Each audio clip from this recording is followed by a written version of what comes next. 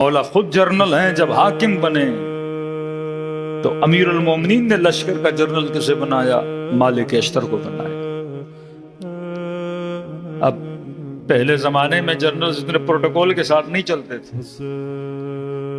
کہتے ہیں مالک بازار سے گزر رہا تھا، گزرتے گزرتے کسی جوان کے ساتھ مالک کا کاندھا ٹکرا گیا۔ اب جوان غرور کا عالم، تکبر، مغرور، اٹک کے چلنے والا۔ مالک ایجڈ بہادر تو تھا لیکن مالک بوڑھا آدمی ہے۔ جیسے جوان کا کاندھا لگا تو جوان نے مالک کی توہین کی، کہ دیکھ نہیں رہے ہو، اللہ نے آنکھیں نہیں دی ہیں کہ مجھے دھکا دیا ہے آپ نے؟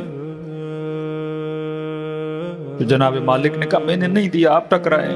کہا پھر آپ بحث بازی کر رہے ہیں۔ اس نے اپنے دونوں ہاتھوں سے جناب مالک کو دھکا دے کے پیچھے کیا۔ پیچھے جو مالک کے 7 لوگ تھے وہ آ رہے تھے، دور سے انہوں نے یہ منظر دیکھ لیا کہ کوئی جوان ہے جس نے جناب مالک کو دھکا دیا، اور یہ سپہ سالار لشکر امیر المومنین ہے۔ چاہتے اسی وقت اس کو کان سے پکڑتے اور زندان میں ڈال دیتے، کچھ بھی نہیں کہا جناب مالک نے۔ کہتے سیدھا آگے بڑھے اور اپنے دوست کو کہا کہ میں نے مسجد جانا ہے۔ کہتے جناب مالک مسجد کی طرف روانہ ہو گئے۔ یہ جوان اکڑ کے ساتھ جا رہا تھا، آگے کسی نے کہا تجھے پتا تو نے کس کو دھکا دیا؟ کہا نہیں۔ کہ تو نے سپہ سالار لشکر امیر المومنین علی ابن ابی طالب مالک اشتر کو دھکا دیا ہے۔ اب مالک کو تو پورا کوفہ جانتا تھا، سوشل میڈیا کا زمانہ نہیں تھا کہ چہرے کی شناسائی، جانتے تو تھے مالک مالک کا کون کا مالک کہاں، کہ لشکر کا سپہ سالار مالک کہاں۔ یہ ساری اس کی اکڑ اسی وقت نکل گئی نام سن کے۔ اس نے کہا ابھی مالک نے چھوڑا ہے، بعد میں مالک مجھے پکڑیں گے۔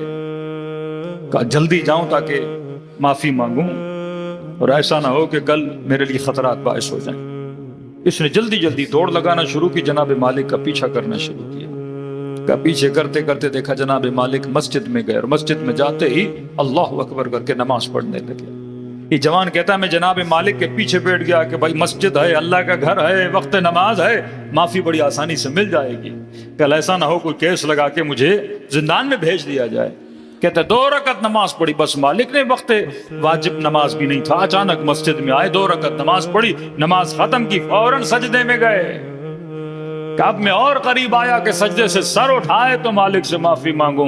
کہ سجدے میں جیسے گئے جناب مالک نے یہ لفظ استعمال کی کہ پروردگارا میں نے 2 رکعت نماز پڑھی ہے، نماز حاجت، تاکہ میں اپنے غصے پہ ہمیشہ کیا کر سکوں؟ غلبہ پا سکوں۔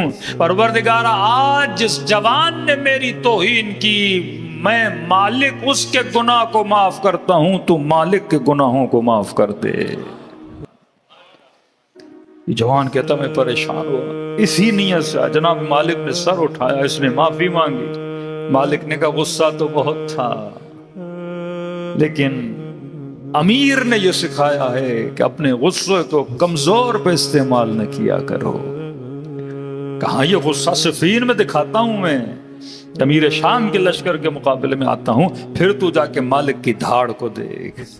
امیر المومنین کے لیے مشہور تھا، کہتے ہیں جب جنگ کے میدان میں ہوتے تھے ایسے لگتا تھا شیر دھاڑ رہے ہیں۔